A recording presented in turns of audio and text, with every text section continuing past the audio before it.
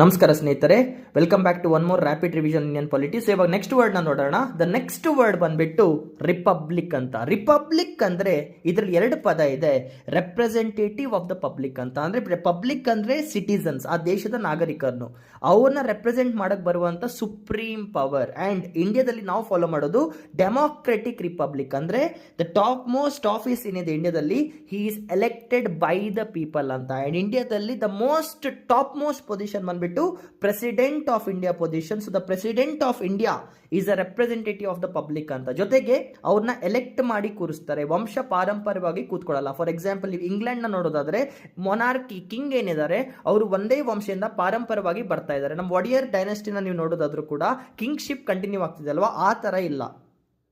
President of India position ನ ಆ ದೇಶದ ಜನರು ವೋಟ್ ಹಾಕಿ ಗೆಲ್ಲಿಸ್ತಾ ಇದ್ದಾರೆ, ಸೆಲೆಕ್ಟ್ ಮಾಡ್ತಾ ಇದ್ದಾರೆ ಅಂತ. ಇದಕ್ಕೆ ಬೆಸ್ಟ್ ಎಕ್ಸಾಂಪಲ್ ಇಂಡಿಯಾ ಆಗಿರ್ಬೋದು, ಟ್ರೂ ಫಾರ್ಮ್ ಅಲ್ಲಿ ಅಮೆರಿಕ.